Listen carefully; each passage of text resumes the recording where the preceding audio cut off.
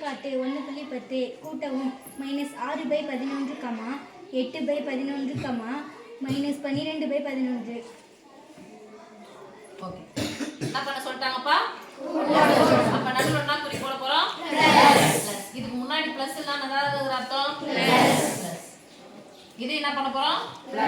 போட போறோம். ரெண்டு குறிகள் ஒரே மாதிரி வரக்கூடாது. அதனால என்ன பண்ணோம்? பிராக்கெட். இதுவும் பிராக்கெட், இதுவும் பிராக்கெட். இப்போ இது பின்ன எண், இதுவும் பின்ன எண். நடுவுல என்ன இருக்கு? இப்போ ஃபர்ஸ்ட் என்ன பண்ணோம்? பிராக்கெட்டை ஓபன் பண்ணோம். பிராக்கெட் என்ன பண்ணிடலாம்? ஓபன் பண்ணணும். சரி, நடுவுல ஃபர்ஸ்ட் பிராக்கெட் ஓபன் பண்ணலாம். -6/11 + 8/11 பிராக்கெட் என்ன அர்த்தம்? பெருக்கல். ஒத்தப்பட மைனஸ பெருக்குனா மைனஸ். இங்க என்ன இருக்கு?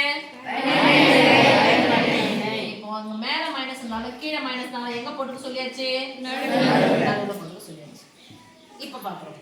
பின்ன எண், பின்ன எண், பின்ன எண். மூன்றுமே பின்ன எண்ணா இருந்துச்சு. நடுவுல பிளஸோ மைனஸோ வந்துச்சுனா எதை பார்க்கணும்? பகுதிகள். பகுதிகளை பார்க்கணும். பகுதிகளை பார்க்கும்போது எல்லாம் எப்படி இருக்குது?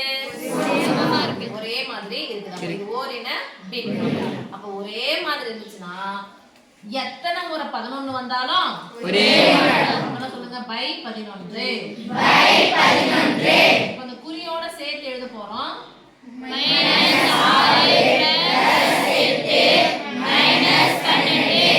ஒரு மைனஸ் வந்தா கழிக்கணும், ரெண்டு மைனஸ் வந்தா கூட்டணும். இப்போ இந்த மைனஸ் என்ன பண்ணி போறோம்? சேர்த்துக்கலாமா? ஈக்குவல் போட்டுக்கலாமா?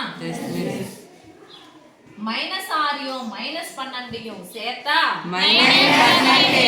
Very good. -12.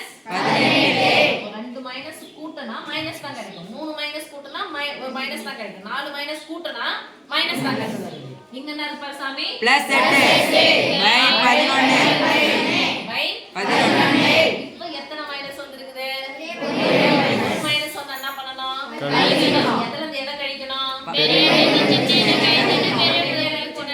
பெரியனுடைய குறிய போடணும். 18ல இருந்து 8 கழிச்சா எத்தனை?